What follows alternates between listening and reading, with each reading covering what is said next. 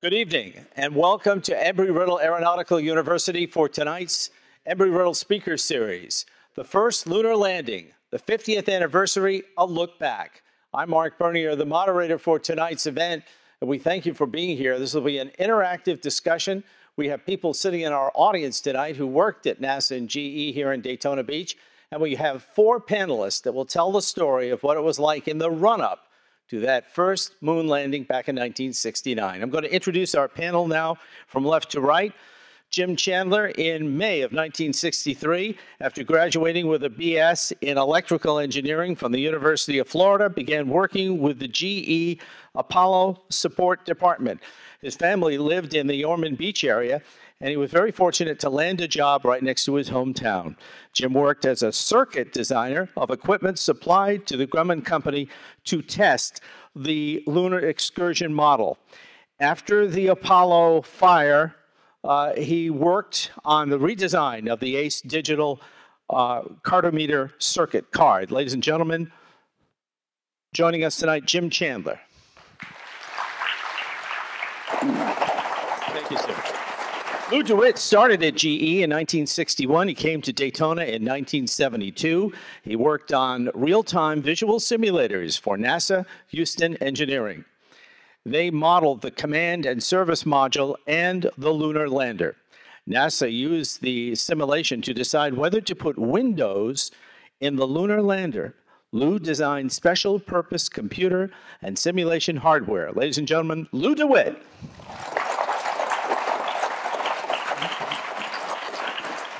Larry Kelly joined GE in 1960 at Johnson City, New York. He moved to Daytona Beach in 1963. He worked in the manufacturing area and became manager of manufacturing. Larry was awarded the Apollonier Award in 1968, and I saw the photograph tonight, for acceptance checkout equipment ACE, numbers 12 and 13. He was elected the mayor of Daytona Beach in 1974, and he served for 19 consecutive years. He is also my mentor. Ladies and gentlemen, former Daytona Beach Mayor Larry Kelly.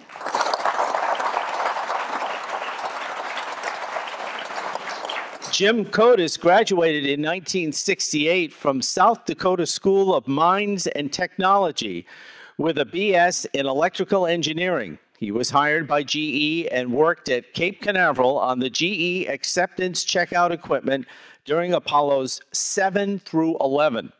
Jim transferred to Daytona Beach and worked on early simulation designs.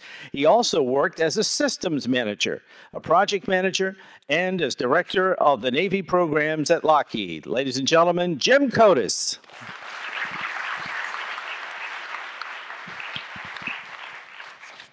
Let the fun begin.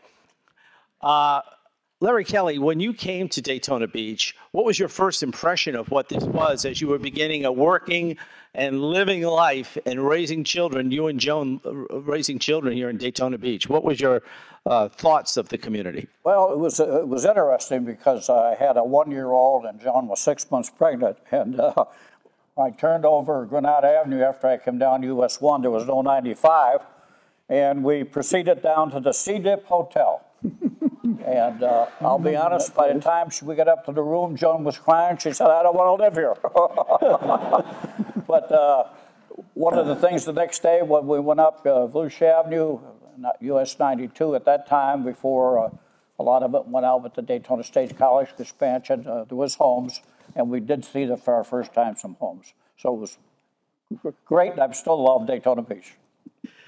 Jim Chandler, what was Daytona Beach like before GE? Were there any tech jobs for engineers here? Not that I remember. I graduated from the local Seabreeze High School, which was where the Ocean Center was. Went to the University of Florida, got out in '63, and joined General Electric here in Daytona. And there was several green engineers that they had hired directly out of school, and I was one of those. Yeah. I mean, getting a job right out of college, did you expect it back then?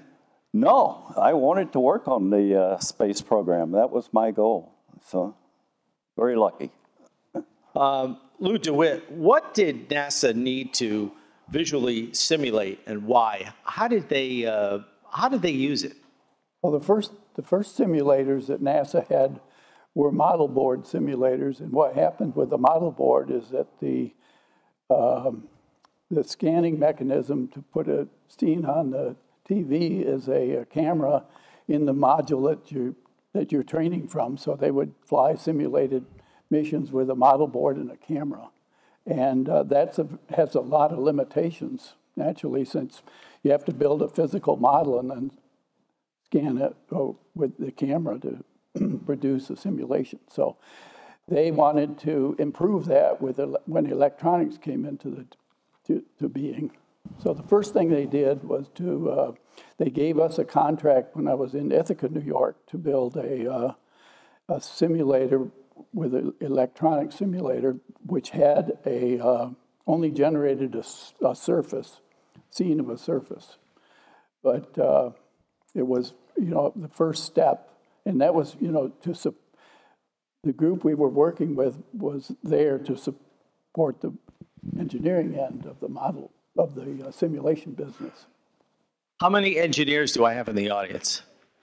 All right.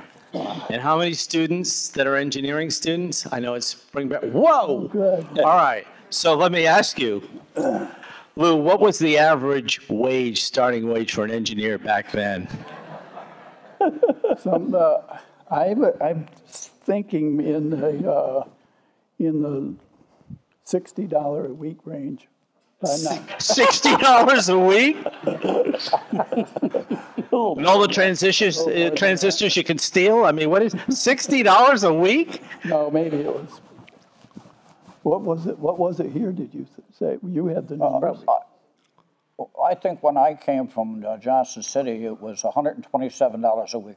$127 a week. Wow.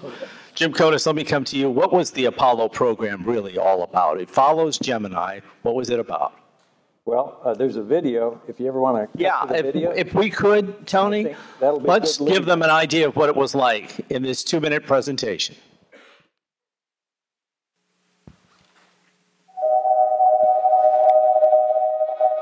Ignition sequence start. We have taken tremendous steps. We choose to go to the moon. The is dictated out. We have achieved the earth-shaking, the breathtaking, the groundbreaking, and left a mark in the heavens. Our successes build one upon another and amplify what is possible. It's time we take the next great leap.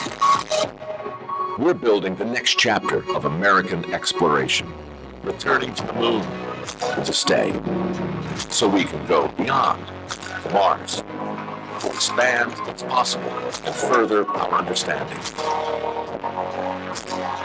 The architecture for these missions is already taking shape. We will go with new systems, bold designs, and a sustainable mission. You can hear it, taste it, touch it. We are going. We are training, testing, pressing our pioneering spirit into every component, defining our resolve with every line of code, and securing our success with every welcomed partnership. This is not hypothetical. This is not about flags and footprints. This is about sustainable science and feeding forward the advance of the human spirit.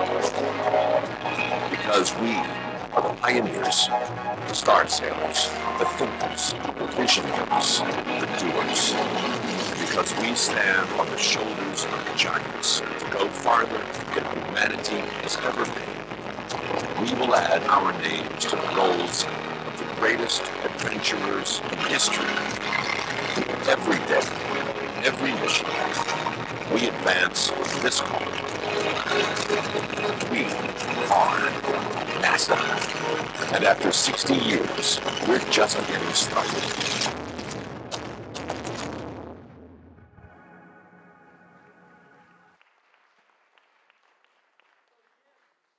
Does Apollo start on time?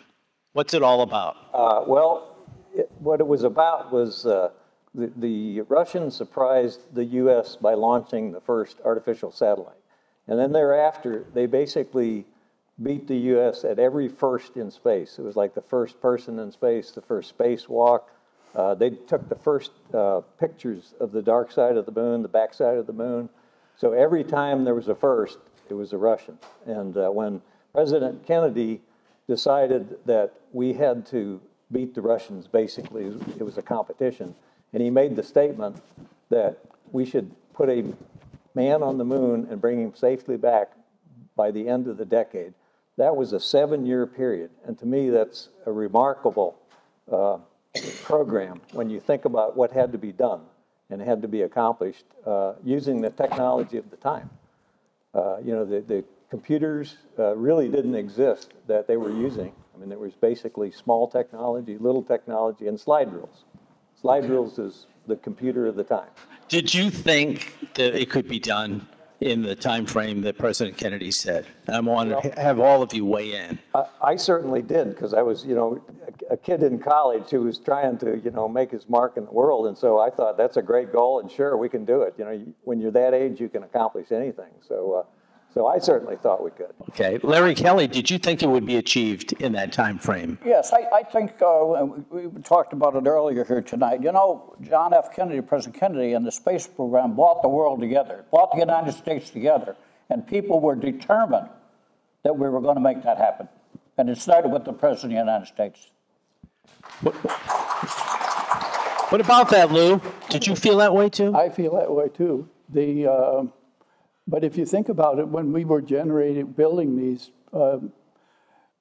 very first image generator hardware to do the simulations, the time frame was several years from the time you started until you shipped us a piece of computing equipment. So it's a huge jump to that, from that to a Saturn V's. Yeah.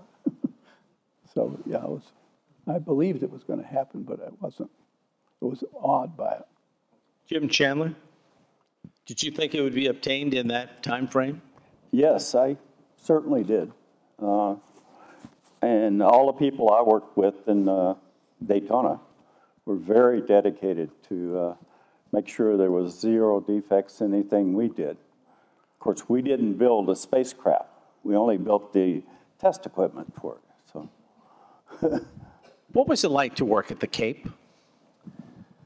Well, the Cape had the responsibility of integrating all the pieces together, stacking the rocket, doing the final test and checkout, and then launching it. So it was a very, very busy place, and it was done by people who had come in from all around the country. I mean, the Cape, there was very few people at the Cape when they started this, which is one of the reasons why GE ended up in Daytona Beach, because there wasn't a whole lot of facilities for companies down there. But to work at the Cape, to me, was really exciting because you were a part of this goal, you know, that Larry talked about, this goal that the whole country had taken on. And so you felt like you weren't just responsible for your job. You were responsible for this commitment to get somebody on the moon and get him back safely. And so it was like the biggest commitment you ever took on in your life.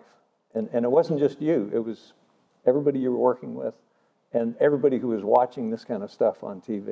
It was a remarkable time. Larry Kelly. Well, yeah, and he's right. I think even he said at the Cape we talked earlier, they needed 2 more of the acceptance checkout equipment that Balducci designed over here, Ed, and they needed them right away at the Cape. The NASA needed them excellent, and that's why we were probably able to, instead of a 12-month delivery, we probably did it in 6 months. And I was in the manufacturing part of it. We got that done. For those who only followed the program lightly or may not have been around at that time, there are other cities. They know the cities, Houston, Huntsville, other places. Jim, can you give just a short synopsis? What do those cities do that make them part of all this? Houston and Huntsville particularly. Yeah, well, Huntsville was responsible basically for the rocket. So they were responsible for designing, developing, and testing the Saturn V. And there were a lot of pieces to that rocket, but they had the rocket responsibility. Houston had the overall design responsibility for the equipment. So they were responsible for writing the specifications, for the command module, the lunar module, and things like that. And then the Cape, of course, was where it all came together and where it was launched. And the Cape had full responsibility up until it launched and left the pad, and then it switched back to Houston. And at that point, Houston took over the mission, and they would monitor the mission until splashdown. Lou, question. What happened to the simulation technology after Apollo? Well, things really sped up because it was about that time that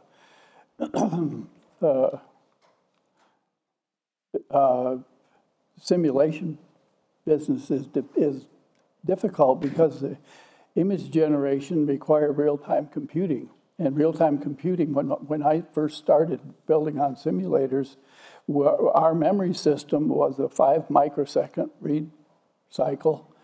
And it had, on the very first surface generator, we had the system memory was about the size of a dishwasher.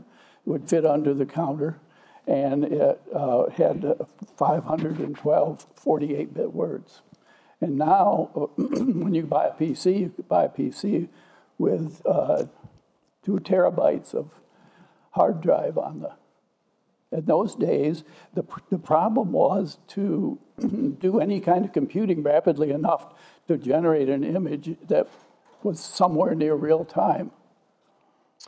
Jim, I think you have at least one visual of what a 2 terabyte or the small chips were. It's in your photos. I've got, let me click on it. We should show you some of the images of what people were dealing with back then. All right, here you go. Explain, Jim. All right, so this is a board that's approximately the size of a sheet of paper, maybe 8 inches by 8 inches roughly. And it's got 4 flip-flops on it. So that's the equivalent of like 4 bits of information on that particular board. Picture it like this. Yeah, and so that's the way the equipment was built up, using things like this that were all hand soldered, all put together. I mean, there was no integrated circuits at that time. And there may be, let me see if I've got a picture of the type of equipment here that, see if I can call up another shot here. So this would be, this was one of the acceptance checkout equipments which had 2 computers. And there was a little bit of controversy on using computers. When they were checking out the Mercury shots, there were like hundreds of signals that had to be monitored. And so you could do that with 10 or 20 people. So you've got 10 people that are each watching 10 different signals, and you can tell if there's an anomaly, a light comes on and stuff like that. Well, when you got to the Apollo, you had thousands of sensors and thousands of check lights that had to go on.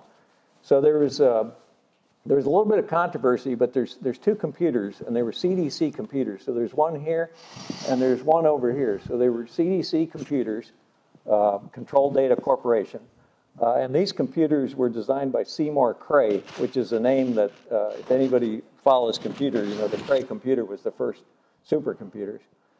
But after it was realized how much sensor information had to come back and had to be tested automatically so you could raise an alert if there was an alarm or had to shut down the countdown, these 2 computers were hooked up and they became a part of the equipment.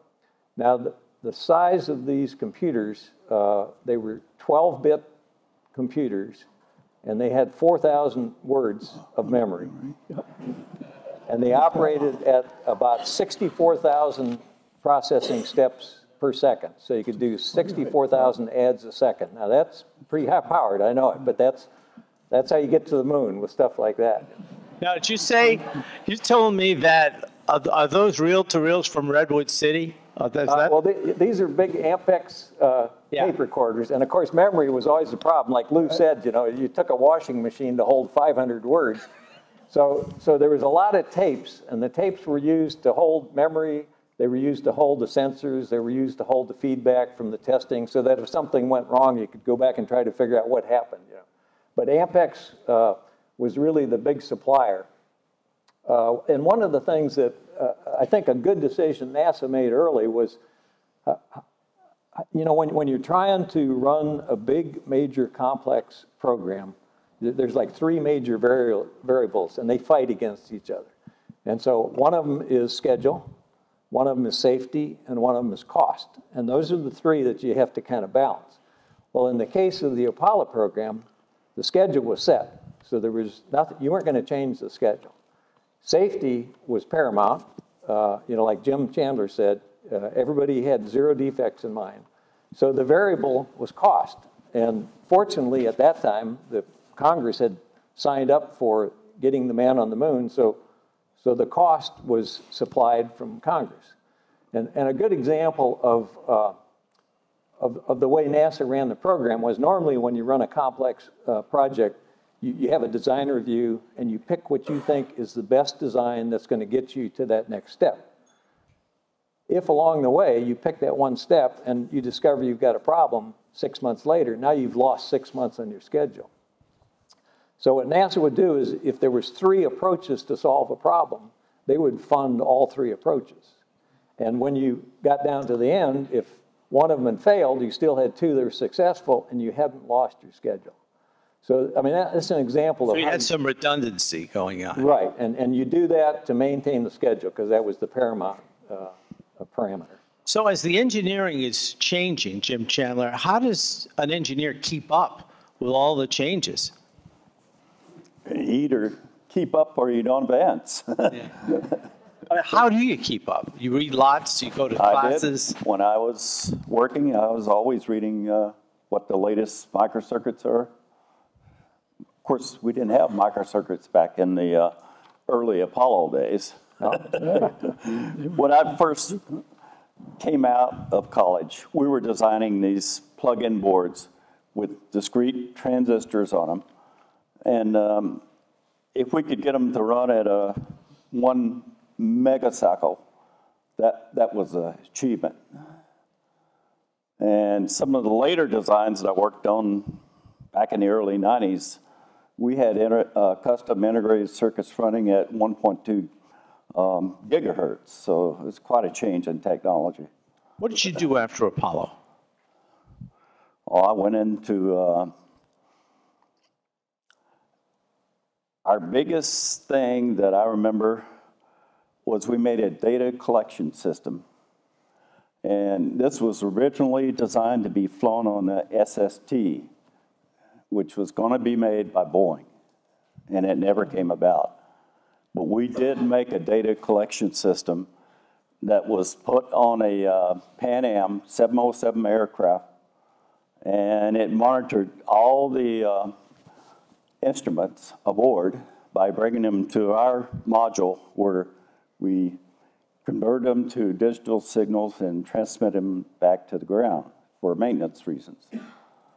We're going to take questions from the audience in the next few minutes for students and the general public. You can come up to both microphones. Start thinking of your question for our panel.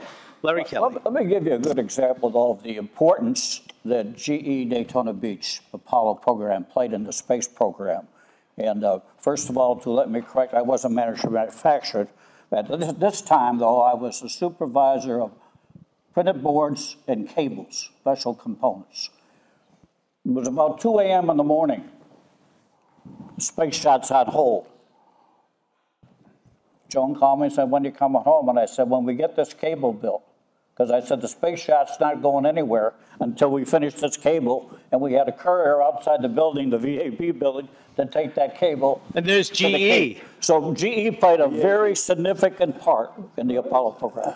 GE, now, if anybody's wondering, where was that building? If I'm not mistaken, it's as you're leaving town, it's on the right side, which is now, was a health food store and a restaurant and a furniture store there now, right? The Carrabba's. The Carrabba's is there. Right. Little did they know that there'd be Italian takeout back then in the future. Okay, so GE moves up the street. Where one Daytona is now back, there were buildings. Because I remember when I came here in 1991, Larry, we talked a lot about GE's decision to leave Daytona Beach. I don't want to go too far off the mark on what we're talking about, but why did they leave? Was it the Martin Marietta merger? What happened?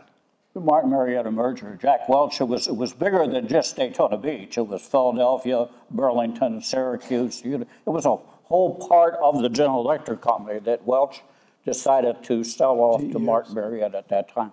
Now, I remember you had conversations with Mr. Augustine, and there was a point in which, wasn't there a county council vote as to whether they would offer an incentive to stay? There was, and I know the whole story. It's absolutely, we thought we had won the vote. The guy that was the head guy up in Bethesda, Maryland, actually had a condo in New Smyrna.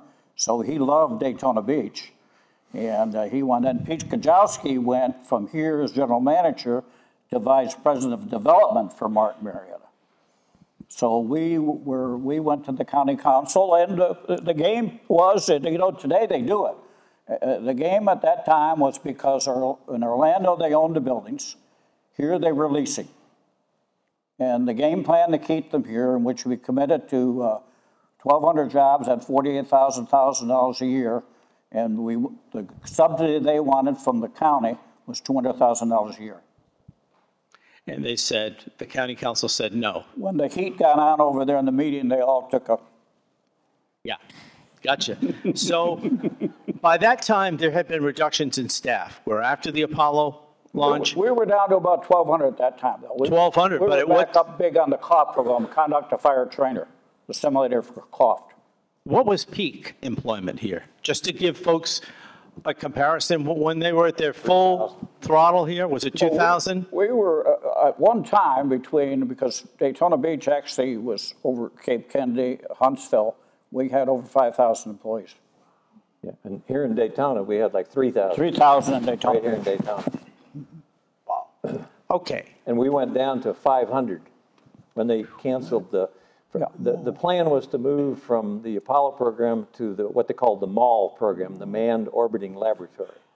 And then once Congress realized we'd won the battle to get to the moon, they cut the budget, they canceled the MAL program, and within a year we went from 3,000 people to 500 people. That was the level of cutoffs that was going there. Guys, let's talk about the Saturn V. How big was it, and how many of them were there? Oh, boy. Well, it was, if you stood on top of the Saturn V, you could look across the tallest part of Florida, the entire state. It's taller than the highest point in Florida. So it was like 370 feet tall or 360 feet tall.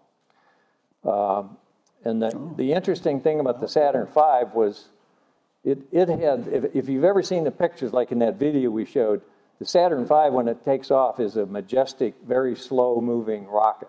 And the reason is because the ratio between the thrust and the weight is very close. So it's like 7.5 million pounds of thrust, but you're lifting about 7 million pounds of weight. So it takes off very slow because there's not a whole lot of thrust until you get higher up into space. They made 15 Saturn V's, and they launched 13, and they were all successful with a few minor problems. So, and of those 13, 12 were used on the Apollo program, and the last one was used to launch the laboratory, was the last shot up there. As many of you know, questions get fed to us sometimes before we begin these programs, and this one's a hoot. I don't know who can answer this. The question is, what would have happened if they hadn't made that second switch for Buzz Aldrin because he broke the first switch? Does anybody know the answer to that? I certainly don't. See, told you. Because I mean, there's all kinds of small stuff. Yeah. I just want to touch upon this because this was also asked by a listener. We talked about it in our briefing. Is it true, to your knowledge, that the president had two speeches prepared? One, based on the successful landing and returning, and two, the speech nobody wanted to hear, nobody wanted to practice, and no one wanted to know about if something went wrong. Does anyone here can confirm that or know anything about that? No. Okay. I can only suspect, but no, I don't. Larry Kelly. Yeah, you'd have to guess. I don't know. Apollo 8 Why is Apollo 8 so important for Americans to know?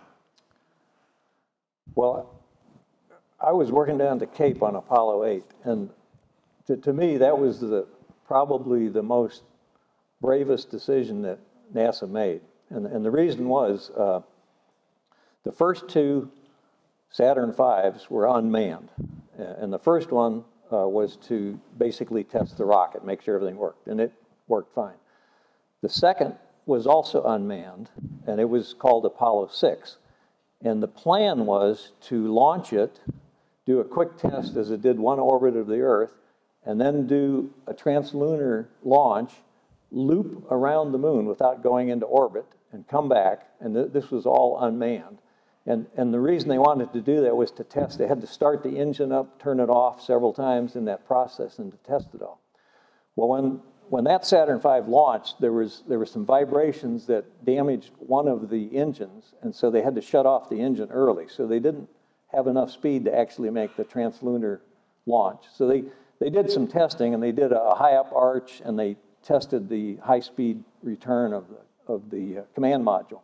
But they didn't go to the moon. So then you come to Apollo 8, and Apollo 8 was to be launched in December. Well, in November, and this gets back to the fact that the Russians had every single first up to that point. Well, they were worried that the Russians would orbit the moon with a man before the U.S. did.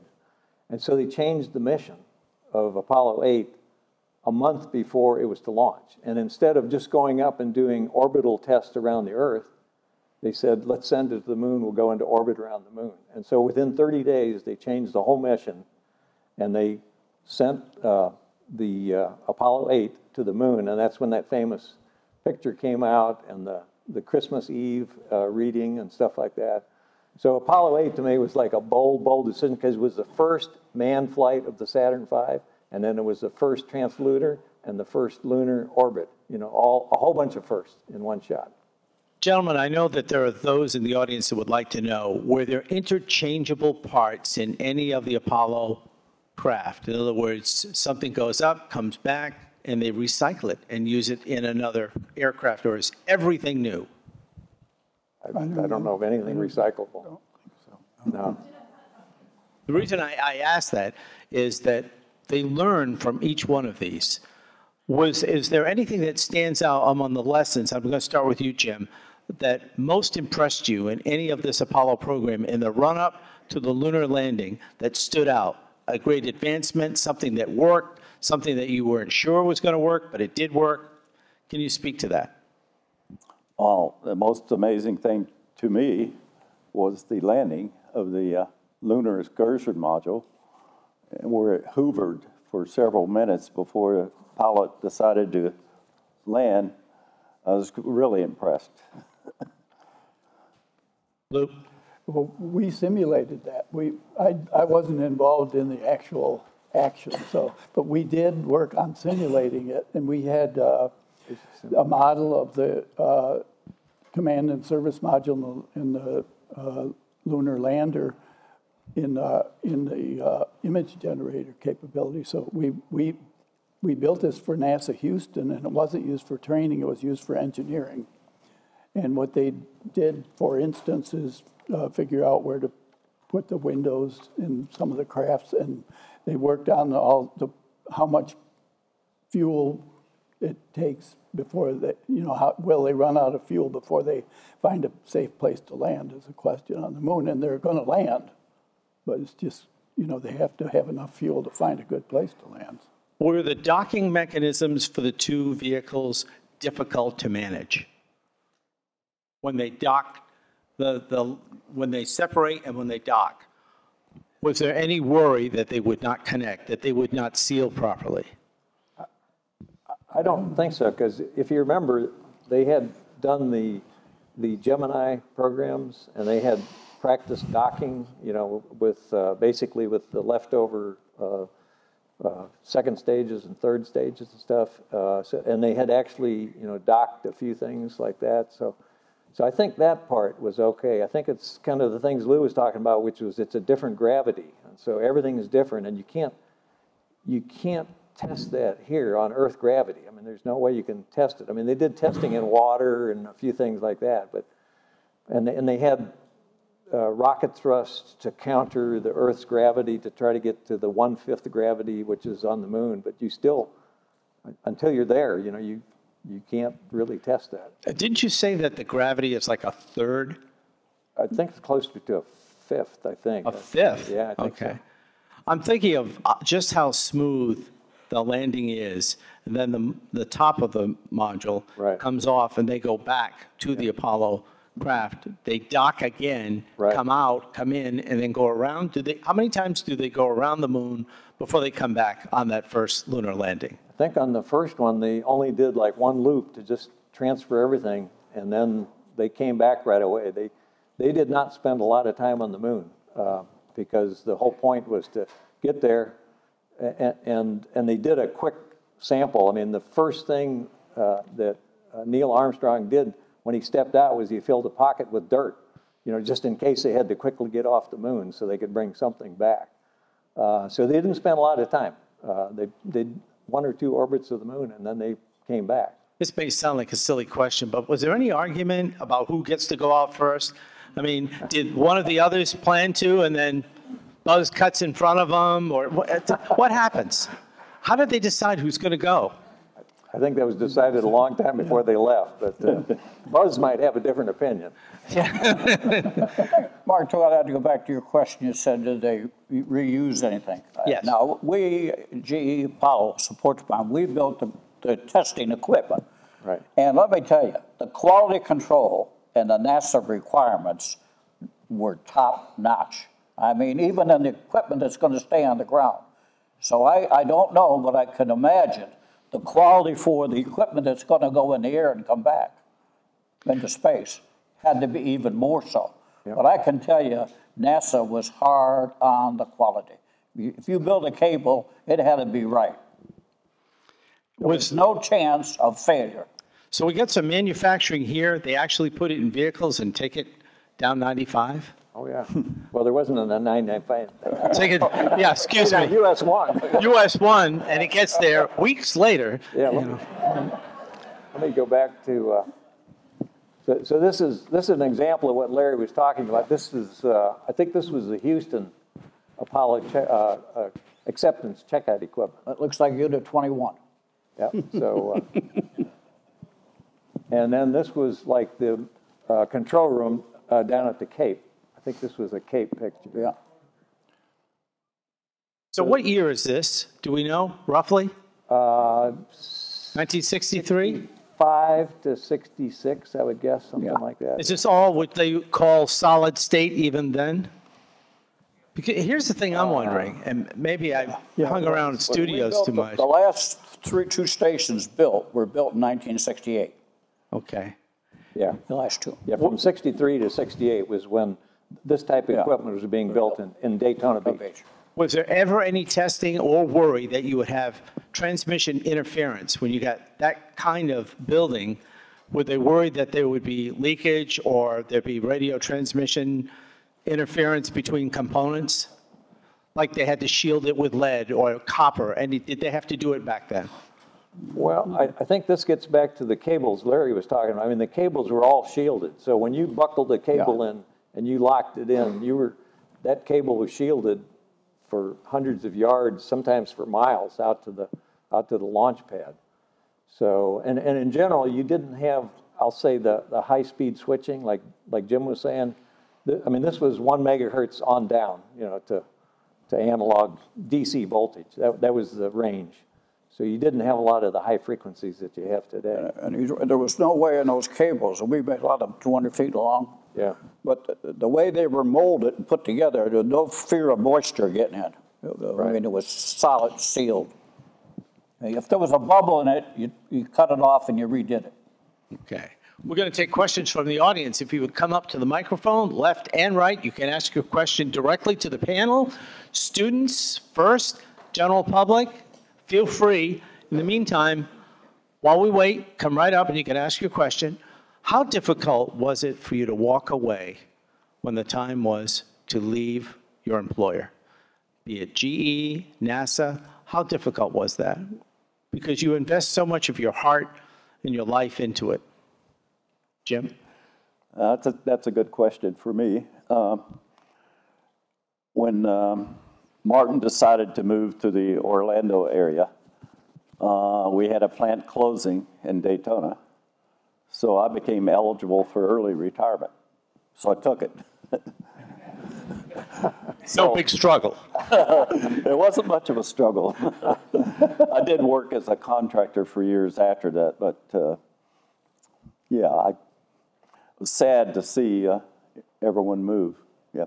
Did a lot of people leave with 25 years experience? That were eligible for retirement, just about everyone. Wow, it's amazing. Yeah. Lou? Well, it's exactly the same as Jim. I was pretty upset when GE sold us to Lockheed Martin, you know, but because they sold us entirely to Lockheed Martin, including all the pension plans and everything else. So now, for the last 3 years, from the time they sold us until the time they closed the plant, we were, you know, just sort of flopping around. We didn't know, it wasn't clear what to do. So, but like Jim, when the time came, I took early retirement. So, and then I worked just like he did as a consultant for a while.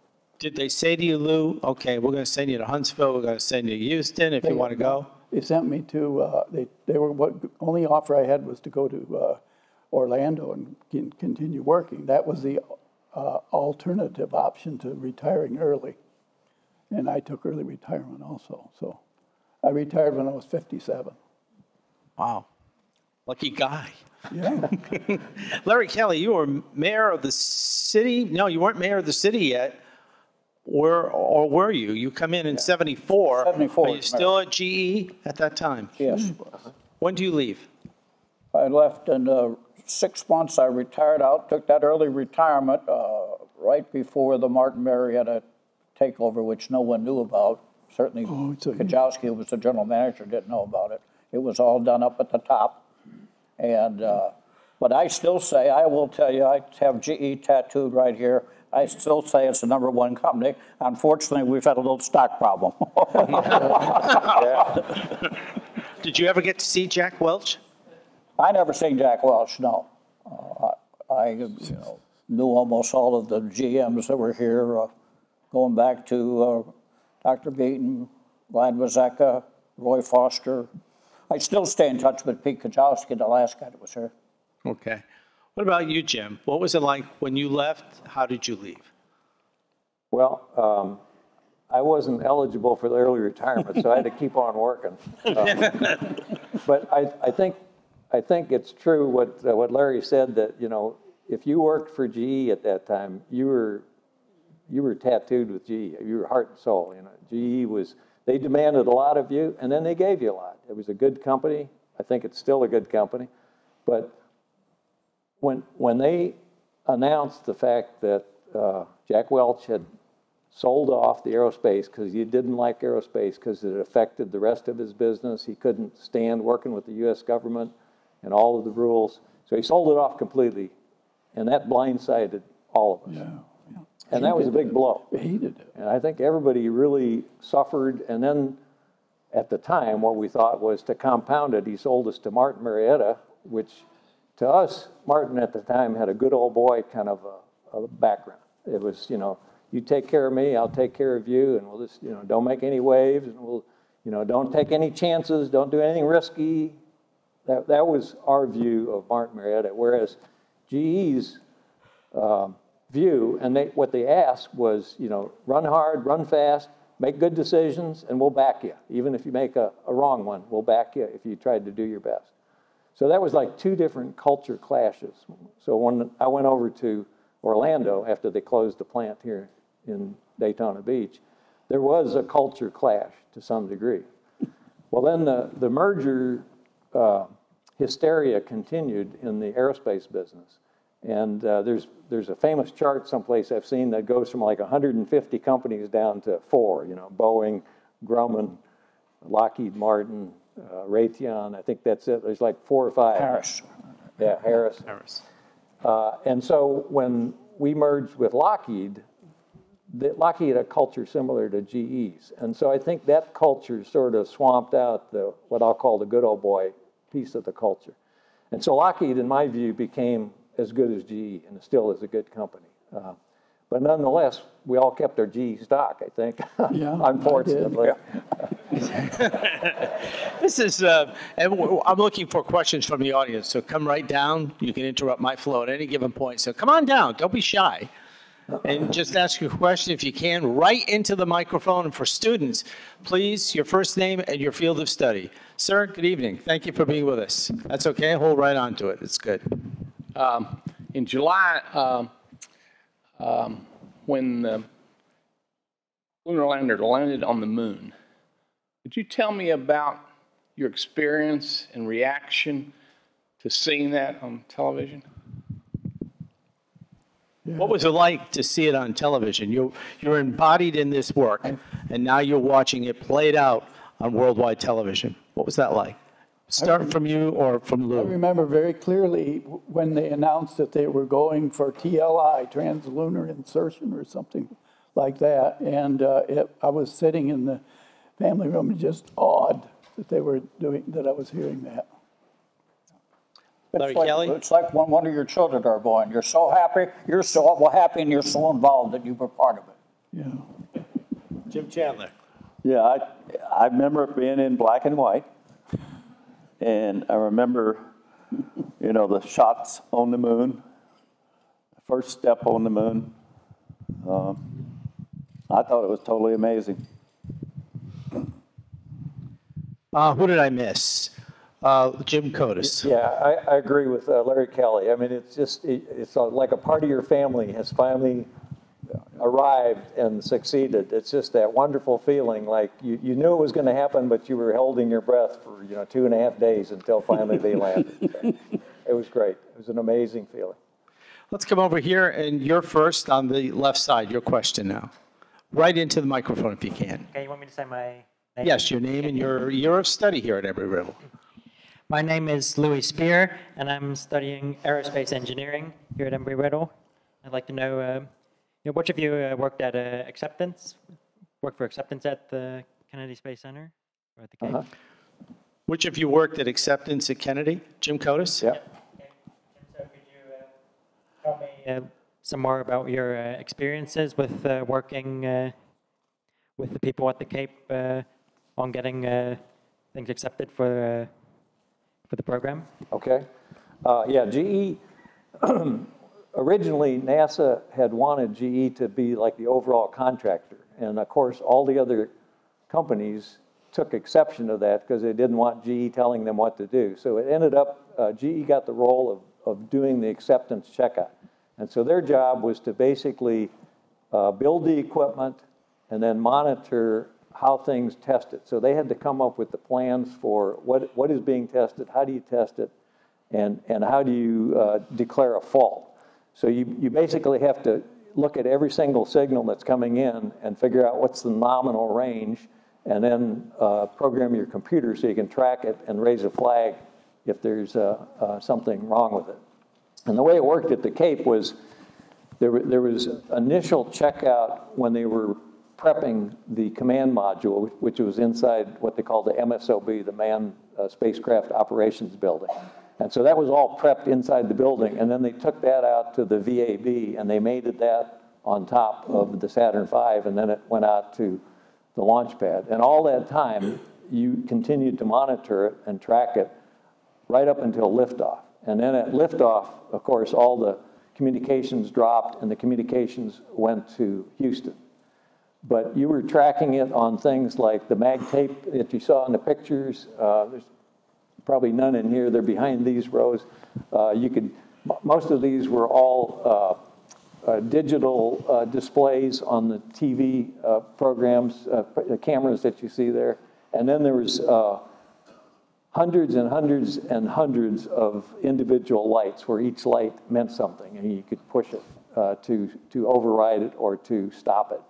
Is that telemetry what you're talking Telemetry in those days was about 1 megabits per second was the high rate that they were doing, and that there was a lot of testing between the pad sites and the launch site because there were several miles of cable that had to go through. Thank you. Thank you. Over here now, your question. Hello, gentlemen. Thank you so much for doing this evening. I'm Noah Soderquist. I'm a sophomore here, majoring in aerospace engineering. My question for you is, nearly everybody you talk to who was working on the space program at the time has a memory of the Apollo 1 fire. So I'm wondering what all of you remember about that evening in 1967, if you have any.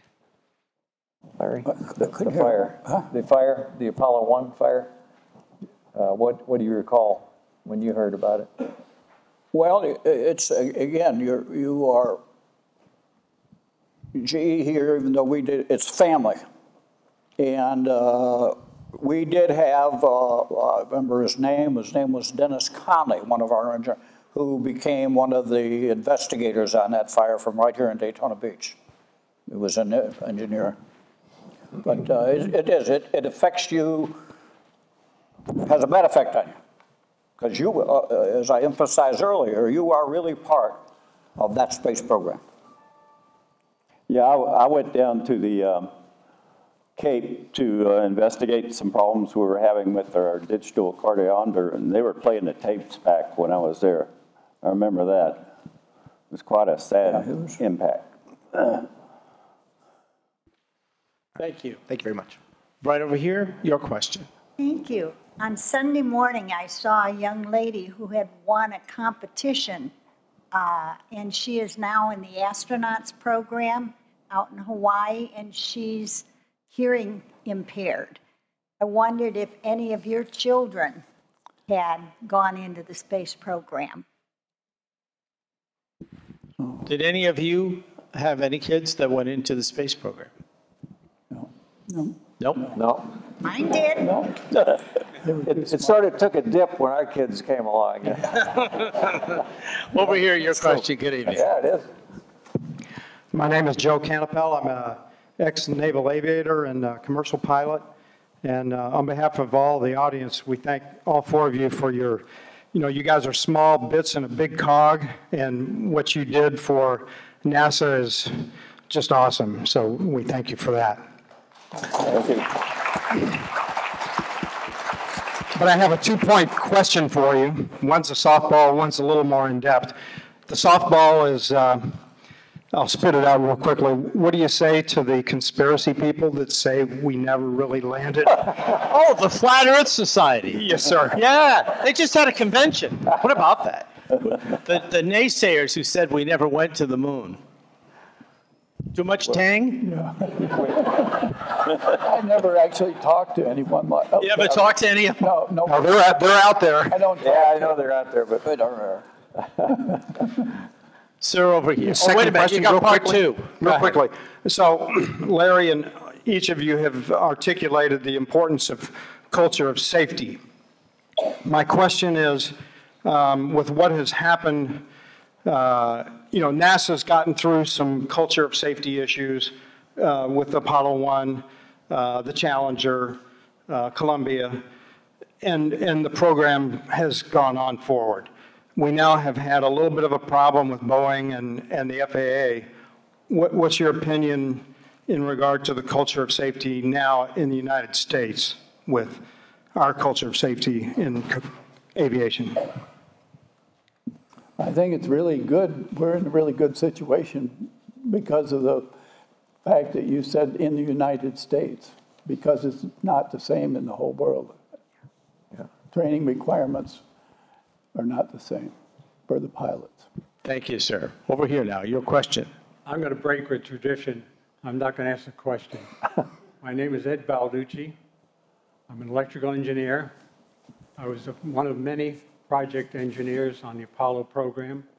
I designed the equipment that checked out the command module and the life support system that was behind it. Our equipment is located, it can be seen.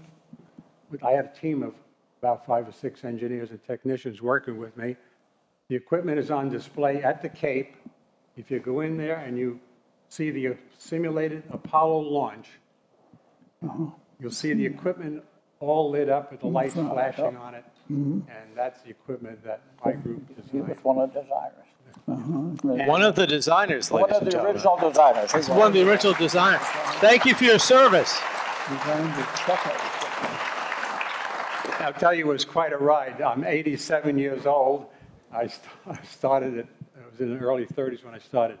I received the Apollinaire Award, as did Larry. I have a photograph here being awarded to me. So I thank you. And thank you for joining us tonight, sir.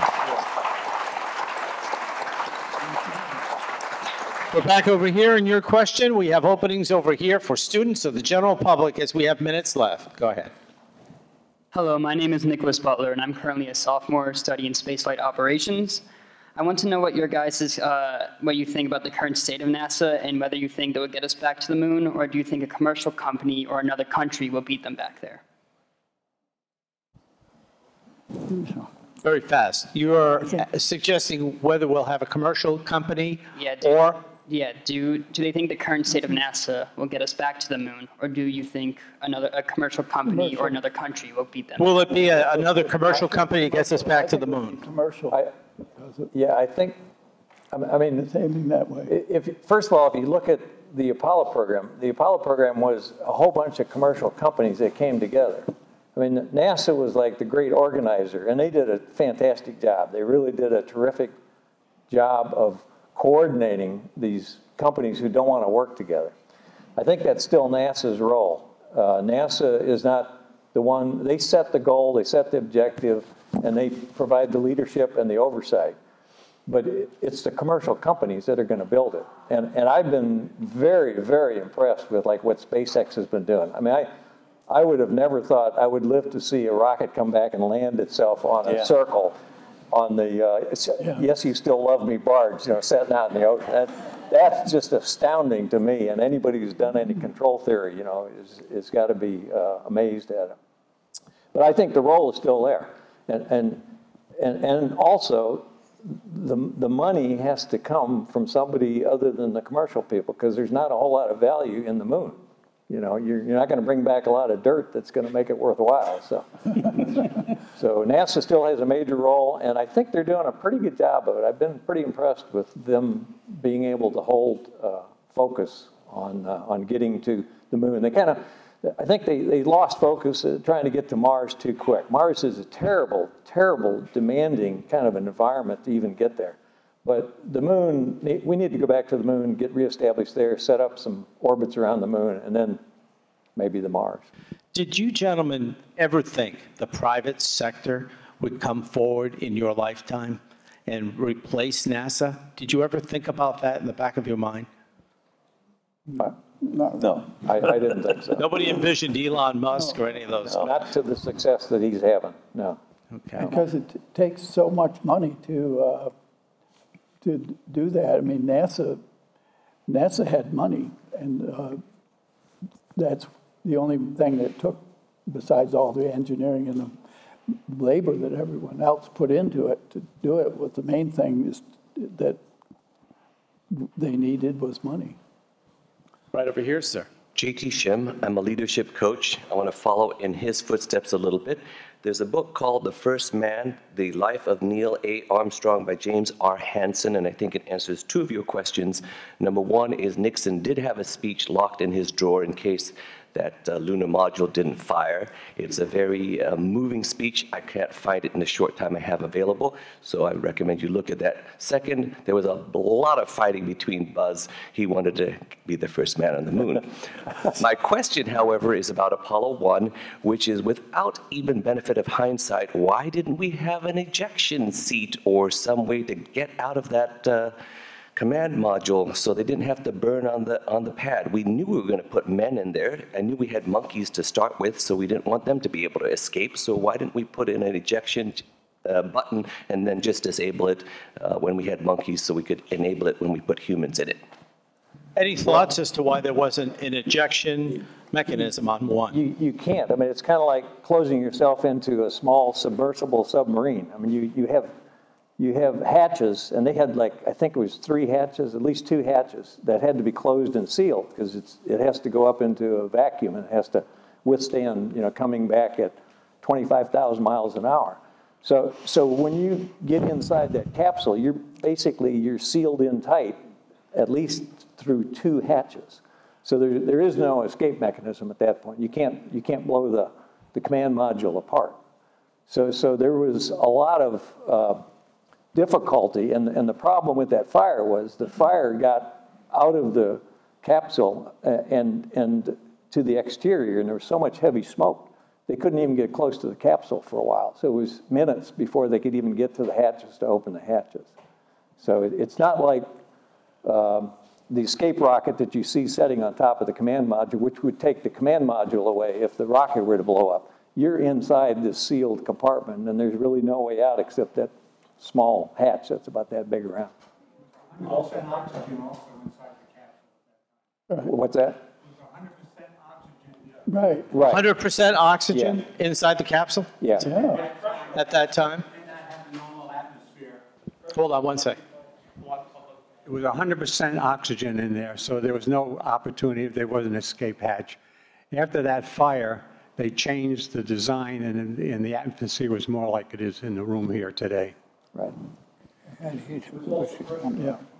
It was pressurized? Yeah. I didn't realize they said 87. I want to make sure he's talking about this being pressurized. I need a bigger panel. Okay, coming over here now. Your question. Hi, I'm Dr. Ramesh. Thank you very much for hosting such a wonderful program here. I'm very fortunate to be here in Embry-Riddle. I recently moved from West Virginia. I have a specific question for the panel. Nowadays, I came to know that the technology now in iPhone has more technology than big computers here. What exactly made that possible? What is the revolutionary thing it happened in the computer science to store the data, and I think I have roughly some of it. You have more technology now in your phone than had in those big computers there. What do you think it was, if I may paraphrase from you, sir, that pushed the technology to leap that fast forward to make it that small? Was it, in fact, the flights? Was it the Apollo program that forced this technology to come to this? They got it started. They did, because they needed faster, better, more reliable circuits, and they integrated circuits came about during that time. I think things like the simulation that Lou talked about, I mean, that continued to be a major product of GE after we went through the downfall of the MAL program, right. And we came back by building simulators for flight simulators, teaching pilots how to land on aircraft carriers and things like that, and that was a very competitive market. So there was a lot of, I mean, we developed our own special circuits trying to come up with the computers you needed to do that in those days. But what took over after that, in my view, was the gaming industry. I mean, the gaming industry drove chip technology harder by far than any of the flight trainers that we were doing, because the market was so much bigger. Well, when I worked on the image generator for this scene, we had, this was an add-on to the first just a single layer of texture simulator. This one had a total of 320 edges that we could compute in the scene in real time at 40 frames per second. So each one of the edges of that vehicle required a special piece of hardware but at this point, which was 6 or 8 years down the road from the first system, we were adding a modification to it to do this. We could get one flip-flop in a little TO5 can, which right. is from the picture you had, which was the first version of the simulator. Right. We went down to having all that fit in this little can about the size of your thumbnail, yeah, and little mounted on legs. Thank you. Over here, your question. Yes, Christian Mueller, Aerospace Engineering. If you could get a little closer. So how often did you have to work a week in terms of hours, and what was the work-life balance like since there was such a short schedule to get this done? What was your work week like? Hours, and what was the lifestyle like doing this? I worked a lot of overtime, but yeah, I got paid for a lot of it too. So my lifestyle was improved by the money. And good for you. But you know, it was demanding. But we were just simulating space. For the part I worked on was always simulation. I didn't ever work on anything that had any hardware that had anything to do with the actual space itself. I can remember, and this was Apollo 8. Apollo 8 launched just before Christmas. And down at the Cape, your peak time was just at the launch. So you kept building up and building up and building up. And once it launched, then basically we went into a shutdown mode, and you locked up all your tapes, and you cleaned up all your hardware, and you got ready for the next launch. But that was like a lull period. So when that launched just before Christmas, at the time, I was a new hire. I didn't even have any vacation. I didn't have any family, wasn't married. So I got third shift sitting out at the Cape, you know, because they said, you know, we're going to go home to our families.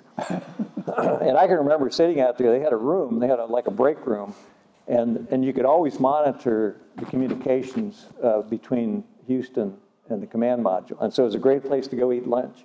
And you'd sit in there and you'd listen to them talking back and forth while they're on their way to the moon. And you're the only person in there listening to that. And it's like the private conversation on how we're getting to the moon. It was really a great time. But we worked a lot of hours. I mean, many, many hours, a lot of shift time. Let's come over here. Your question. Hi, my name is Sean Reed. I am studying aerospace engineering here. One of my questions is, have you guys, or obviously with the Apollo program, the Saturn V's used to launch every couple of years or so, or a couple of months. My question is, did you ever get to see one of them launch live, and which missions were those? And can you describe the feeling? Because I've always wanted to know what it was like to see one of those goes up, because I was born 29 years after they land. Were any of you present during any of the launches, and what was that like? I was. I went down to Titusville and sat and watched it from across the river. One of the Saturn V launches, I don't know which one it was, and it is impressive. You can actually feel the sound waves hitting your chest. They're extremely low frequency, but very powerful. And it was very awe-inspiring, the amount of, you realize when you watch it that you're watching something powerful. Thank you. Over here now. Go ahead. I was out on the Cape at the, where I worked was the MSOB, the Manned Spacecraft Operations Building. And the first launch that I saw was Apollo 7, which was not a Saturn V, it was a Saturn S4B, which is still a pretty impressive rocket. And so this guy I was working with, we didn't have the shift at the time of the launch. So he said, follow me. And he took me up this fire escape, and we ended up on the roof of the MSOB. And so we watched it from the roof of the MSOB. And I mean, it's an amazing sight. And then the Apollo 8 was one where I got to see them come out at night. They came out at night because they prepped on the top floor of the MSOB, the astronauts did. So they took them out in their little van and took them out to the launch pad. And then I watched that also from the MSOB. And it's just like Lou said, I mean, it's like thunder constantly surrounding it. It's an amazing rocket.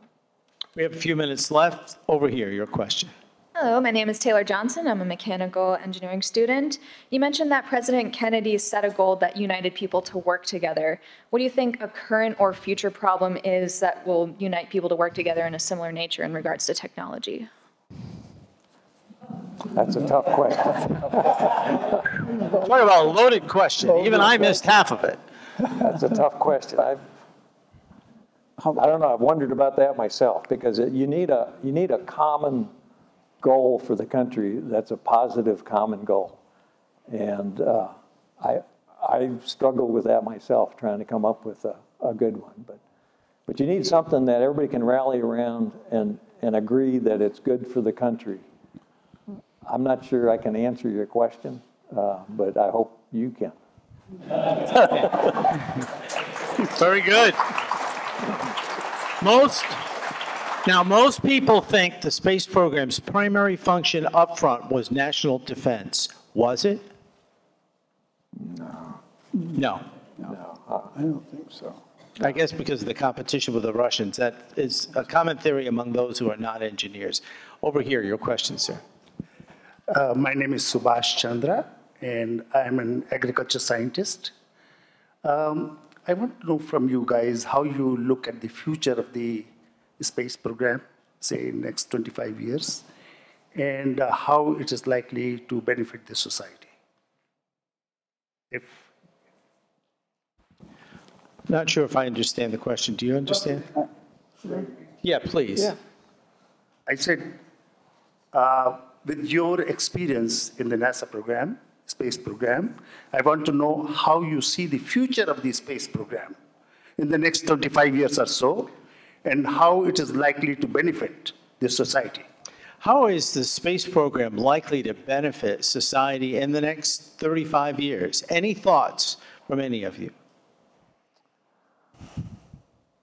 Well, I think it's hard to predict benefits on something like that, just like it was hard to predict the benefits from the space program to begin with, and yet we're surrounded by benefits from the space program. Could it be colonization, mineral rights?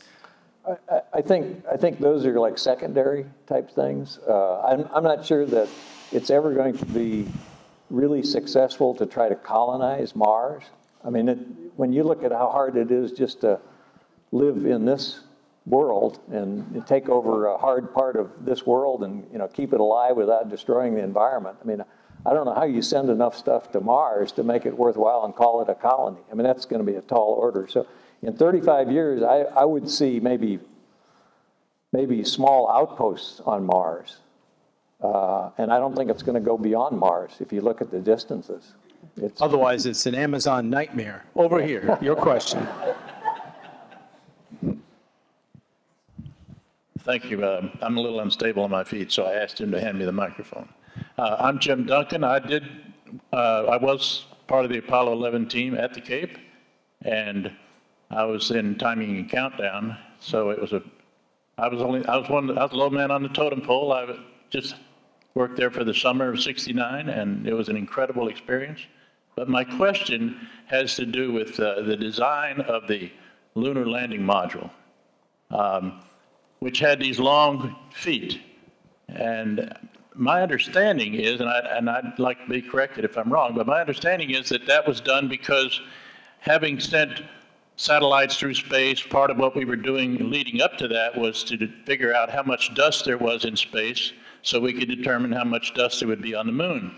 And based on the assumption that the universe was millions of years old, we had to have these long legs to be above the mountain of dust that they expected to have on the moon. So when Neil Armstrong stepped out on the moon and made his famous statement, the next thing he's made several statements about was the small amount of dust on the moon.